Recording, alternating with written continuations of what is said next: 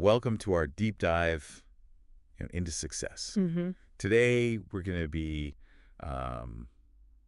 talking about What Got You Here Won't Get You There by Marshall Goldsmith and Mark Reiter, Yeah. and how successful people can become even more successful. Right. And the book, the main premise of this book is that the behaviors that got somebody to success Right. might actually be holding them back. Yes. It's fascinating, isn't it? Yeah, what are your initial thoughts on that? I mean, it seems so counterintuitive. Well, it is counterintuitive. Yeah. But the book has strong endorsements from renowned leaders and organizations like CEOs and even leadership experts like John Katzenbach. Okay. So that lends a lot of credibility to Goldsmith's approach. Okay, so this book has some serious street cred. Right. Now, you might be thinking, well, I'm not a CEO, so does this really apply to me? Mm-hmm. But that's the brilliance of this book. It's that it breaks these seemingly big problems into these everyday habits that we all might be guilty of. Yeah. In fact, Goldsmith outlines 20 specific habits. Oh, wow. That can hinder success. Okay. Almost like a checklist. Right. For us to examine our own behavior. Right. But before we get to the habits themselves, I want to touch on what really stood out to me. Okay. And that was the concept of feedback. Mm-hmm. And particularly something called unsolicited feedback. Right. So what exactly is that? Well, unsolicited feedback is essentially, information you receive about your performance or behavior that you didn't specifically ask for. Right. So it can be a little tricky because nobody really likes to be told what they're doing wrong. Right. Especially when they didn't ask for an opinion. Right. But the thing is, unsolicited feedback can be incredibly valuable. Okay. Because it shines a light on blind spots. Right. Those things that, we might not even be aware of. Yeah. That are potentially holding us back. Yeah. Okay, so that makes sense. But how do you actually make unsolicited feedback work for you? Well, Goldsmith provides a framework for this called the 4 commitments. Okay. And the first one is you need to let go of the past. Whatever happened, happened. Okay. You ask people to focus on helping you improve going forward. Okay. That's easier said than done. I know I tend to dwell on past mistakes. Yeah. So how can I actually let go and move forward? Well, the second commitment is about explicitly asking your colleagues to commit to helping you improve going forward. Okay. So you're essentially enlisting them as allies in your self-improvement journey. I like that. So instead of getting defensive, I can see them as partners in this. Right. So what are the other two, the last two commitments? So the third commitment is to specifically ask for suggestions on how you can improve. Okay. So it's about inviting people to be part of the solution. Yeah. And finally, the fourth commitment is to ask those same colleagues to commit to improving in one area themselves. Okay. It creates a sense of reciprocity and acknowledges that we all have room to grow. I like that. Yeah. That's a really interesting approach. It's not just about receiving feedback, but also creating a culture of mutual support and development. Mm-hmm. Now, let's get into those 20 habits Right. that Goldsmith says can sabotage our success. Mm-hmm. Did any of them particularly resonate with you? Absolutely. One that really stood out to me was winning too much. Correct. And he illustrates this with a simple story about, choosing a restaurant with a friend. Yeah. So they end up going to the friend's choice, and it turns out to be a disaster. Oh. Bad food, bad service, the whole 9 yards. And most people would be tempted to say, I told you so, right? Yeah. But that urge to win, even in a trivial situation like that, can actually damage relationships. It's like that competitive drive that might be really helpful in a work setting can totally backfire in personal relationships. Right. You're so focused on being right that you miss the opportunity to connect with the other person. Exactly. And another habit that resonated with me is adding too much value. Oh. That tendency to jump in with unsolicited advice, even when it's not welcome. Oh, I know that one. It's like that friend that always has to have the answer. Right. Even if you didn't ask the question. Exactly. And Goldsmith shares a story about John Katzenbach, highly respected consultant. Right. Who had this habit of interrupting his colleagues to offer advice. Yeah. And Goldsmith points out that this seemingly helpful behavior can actually be perceived as negative. Right. And can stifle creativity. Oh, interesting. Sometimes the best way to add value is to simply listen and be supportive. Yeah, it's like that saying, sometimes you need to be a heart, not a head. Mm-hmm. Just being there for someone. Yeah. can be more valuable than offering unsolicited advice. Right. But, and here's where things get really interesting. What about when we're on the receiving end of feedback? Yeah. We're all guilty of passing judgment sometimes, right? Absolutely. And it often happens so quickly and unconsciously. Yeah. Goldsmith uses that great scene from Something's Gotta Give with Jack Nicholson and Diane Keaton. They're having this seemingly harmless conversation, but she can't help but judge his answers to her questions. Oh, that's a great example of how we instantly categorize and evaluate feedback, even in casual settings. It makes me think about how I react when I'm receiving feedback, Right. especially if it's not positive. Right. Do you think we tend to fall back on certain habits? Yeah. To protect ourselves? Absolutely.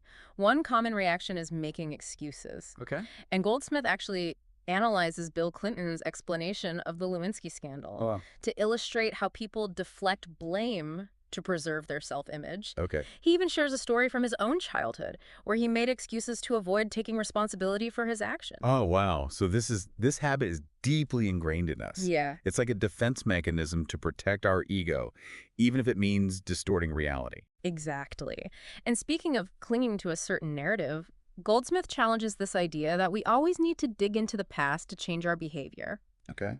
He points out that constantly analyzing the past doesn't always serve us. Okay.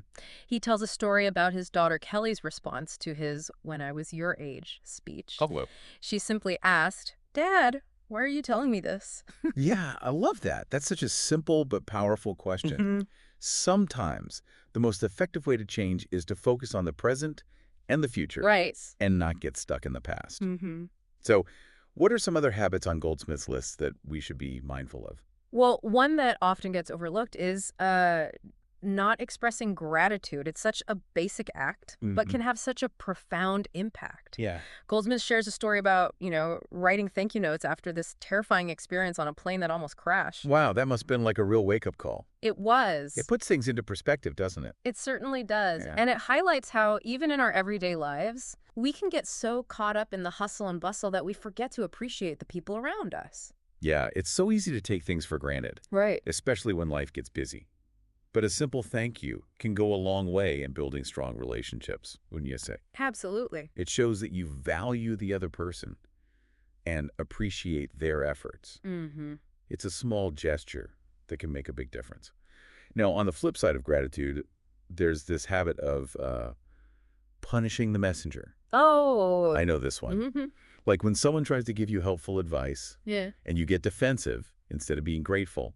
It's funny how our ego can sometimes get in the way of accepting help. It really is. Goldsmith tells this funny anecdote about his wife trying to warn him about a red light while he was driving. And, his initial reaction was anger, even though she was just trying to help him avoid an accident. It's like we feel the need to defend ourselves even when someone has our best interest at heart. Yeah. It's almost an instinctive reaction.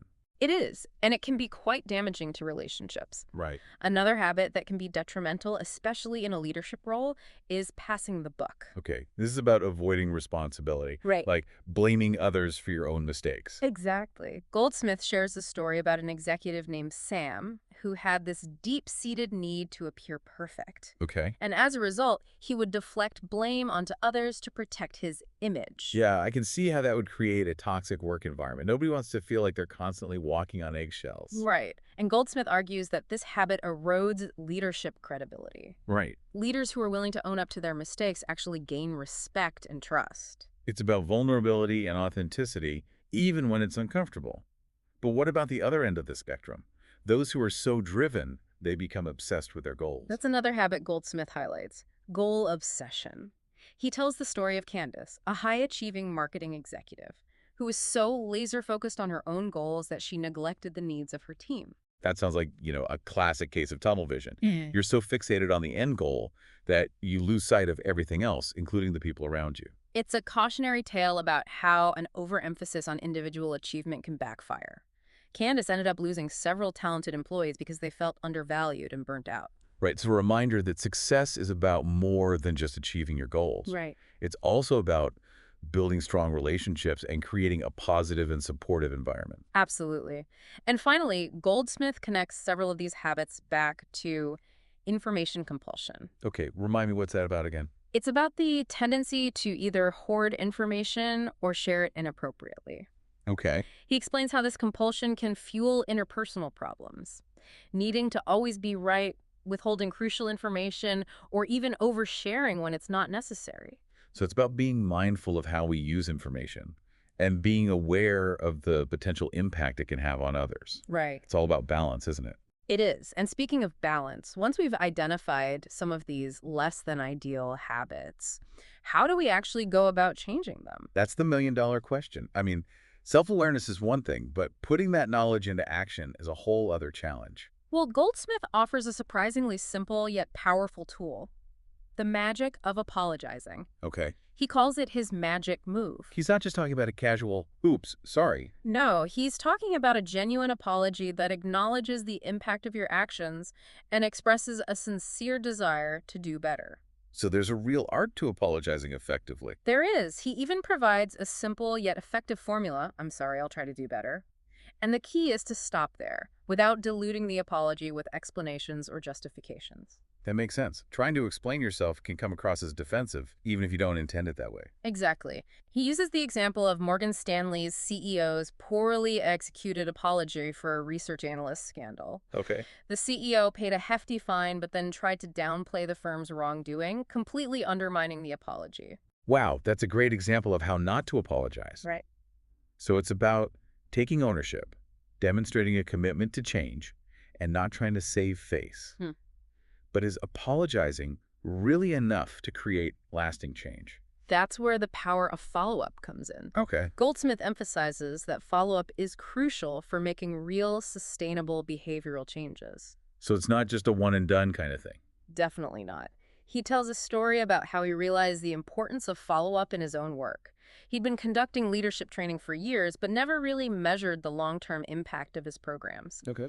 He discovered that while people enjoyed the training, there wasn't necessarily a lasting change in their behavior. It's like that saying, knowledge is power, but only if you actually use it. So how do you translate knowledge into action? Well, Goldsmith compares it to physical fitness. Okay. You can't just go to the gym once and expect to be in shape. It takes consistent effort and accountability over time. Okay, so follow-up is like the accountability partner for personal growth. I like that analogy. Right. He even describes his nightly follow-up routine with his own coach, Jim Moore. Every night, Jim calls to ask about his progress on his health and fitness goals. That's brilliant. Yeah. It's like having a built-in support system. Yeah. So we've got the apology and the follow-up. What else can we do to really make those changes stick? Well, Goldsmith introduces a really interesting concept called feed forward. Okay. It's a more effective alternative to traditional feedback, especially when it comes to driving lasting behavior change. Okay, I'm intrigued. Tell me more about this feed-forward thing. Well, feed forward is about focusing on future solutions rather than dwelling on past mistakes. Okay. Instead of dissecting what went wrong, Right. it's about brainstorming ideas for how to do better going forward. That sounds much more empowering. It's Yeah. like shifting the focus from blame to possibility. Exactly. It takes the sting out of criticism and creates a more collaborative and less judgmental environment. Yeah. Goldsmith shares a story about how he realized the limitations of traditional feedback. It often led to defensiveness and resistance rather than a genuine desire to improve. I could definitely relate to that. Nobody likes to feel like they're being attacked, even if the feedback is well-intentioned. Right.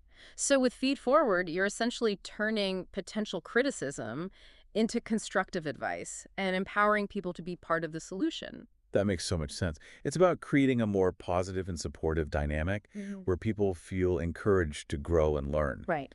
So how does this feed-forward thing work in practice? One technique is to ask for suggestions on how to handle a specific challenge in the future instead of rehashing past mistakes. Right. Another approach is to brainstorm ideas together as a team, fostering a more collaborative approach to problem solving. That sounds like a great way to build team cohesion and create a more positive work environment. Now, we've talked a lot about personal growth and development, but what about the unique challenges faced by leaders? Does Goldsmith address that as well? He does. He dedicates a whole chapter to leadership, arguing that leaders, because of their position, need to be even more self-aware and mindful of their impact on others. That makes sense. Leaders set the tone for the entire organization, so their behavior has a ripple effect. Exactly. He introduces a really interesting concept called a memo to staff, how to handle me. Interesting. Yeah. Tell me more about this memo. It's essentially about being upfront with your team about your preferences, quirks, and even potential pitfalls. Okay. For example, if you tend to get impatient in meetings, you might say something like, "Please don't take it personally if I interrupt. Right. I just get excited and want to move things along." I love that. It's about setting clear expectations and giving people the tools to navigate your personality effectively. It's all about communication, isn't it? It is. And Goldsmith also cautions against the common trap of expecting your staff to be mini-me's. Right. It's tempting to surround yourself with people who think and work just like you. But he argues that diversity of thought and style is crucial for innovation and growth. That's such an important point. It's about appreciating and leveraging the unique strengths of each individual on your team. Right. He stresses the importance of creating an environment where people feel valued and respected for who they are, not just for how well they can mimic you. And building on that, he also challenges the traditional assumption that money is the primary motivator for employees. Especially in today's world, where people are looking for more than just a paycheck. Right. He argues that leaders need to understand the evolving landscape of employee motivation, Okay. which includes factors like work-life balance, purpose, and a sense of belonging. So it's about recognizing that people are driven by more than just a paycheck. Right. It's about tapping into those deeper motivations. Exactly. He highlights the importance of creating a work environment where people feel challenged, engaged, and fulfilled. I like that. So instead of just dangling a carrot in front of people, it's about creating a space where they can thrive and grow. Yeah, it's about creating an environment where people feel like they're contributing to something meaningful, something bigger than themselves. Hmm. This has been such an eye-opening deep dive. We've covered so much ground, from those self-sabotaging habits that might be holding us back to the transformative power of apologies, follow-up, and that intriguing concept of feed forward. But with all this talk about getting there, it makes me wonder, what does there even mean? That's a great question, and it's one that Goldsmith leaves open for each individual to define. He encourages us to reflect on our own values, aspirations, and what truly matters to us. Success is not a one-size-fits-all concept. Right. It's about defining it on your own terms, not chasing someone else's definition. I love that. Yeah. It's about creating a vision of success that aligns with your own personal values and aspirations. But sometimes, even when we have a clear vision, it can be hard to know where to start.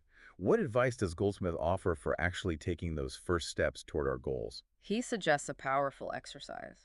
Ask yourself, what would I regret if I didn't achieve it? That question can help clarify your priorities and provide a sense of direction. It's about aligning your actions with your values and living a life that feels meaningful and fulfilling. That's such a simple yet profound question. It really cuts to the heart of what matters most. It reminds me of those stories you hear about people on their deathbeds who regret not taking more risks or spending more time with loved ones. It's a reminder to cherish the present and make the most of the time we have. He encourages us to not wait for someday to pursue our dreams, but to start taking small steps today to move closer to what we want to achieve. Yeah. Don't let those dreams just stay dreams. Turn them into reality. So it's not about making drastic changes overnight, but rather taking consistent action, even if it's just one small step at a time. Yeah. But what about those times when we get discouraged or face setbacks? How do we stay motivated and keep moving forward? Well, Goldsmith emphasizes the importance of surrounding yourself with a supporting network of people who believe in you and your vision.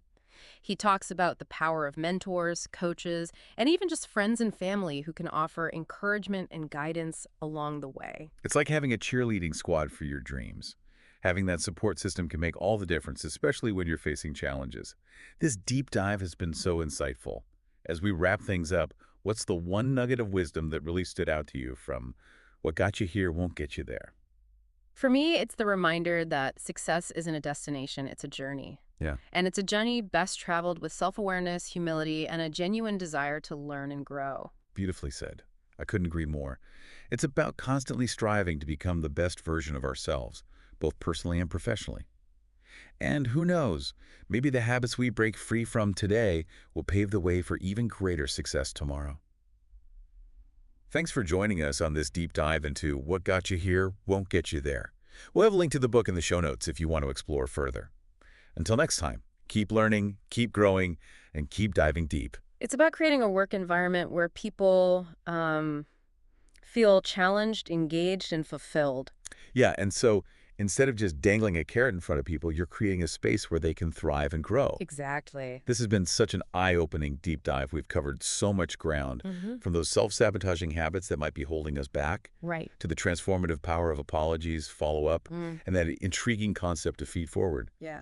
But, with all this talk about getting there, it makes me wonder, what does there even mean? That's a great question.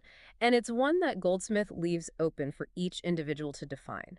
He encourages us to reflect on our own values, aspirations, and what truly matters to us. Success is not a one-size-fits-all concept. Right. It's about defining it on your own terms, not chasing someone else's definition. I love that. It's about creating a vision of success that aligns with your own, personal values and aspirations. Right. But sometimes, even when we have a clear vision, Right. it can be hard to know where to start. Right. What advice does Goldsmith offer for actually taking those first steps toward our goals? He suggests a powerful exercise. Ask yourself, what would I regret if I didn't achieve it?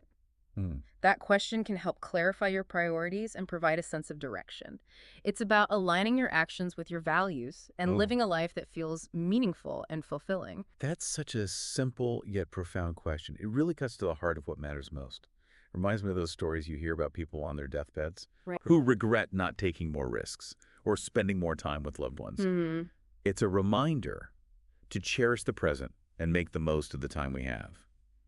So it's not about making, drastic changes overnight, Right. but rather taking consistent action, even if it's just one small step at a time. But what about those times when we get discouraged or face setbacks? How do we stay motivated and keep moving forward?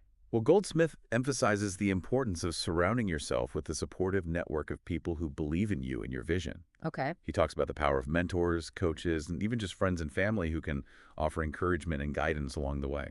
It's like having a cheerleading squad for your dreams. Having that support system can make all the difference, especially when you're facing challenges. This deep dive has been so insightful. As we wrap things up, what's the one nugget of wisdom that really stood out to you from what got you here won't get you there? For me, it's the reminder that success isn't a destination, it's a journey. Yeah. And it's a journey best traveled with self-awareness, humility, and a genuine desire to learn and grow. Beautifully said. I couldn't agree more. It's about constantly striving to become the best version of ourselves, both personally and professionally. And who knows, maybe the habits that we break free from today will pave the way for even greater success tomorrow. Thanks for joining us on this deep dive into What Got You Here Won't Get You There. We'll have a link to the book in the show notes if you want to explore further. Until next time, keep learning, keep growing, and keep diving deep.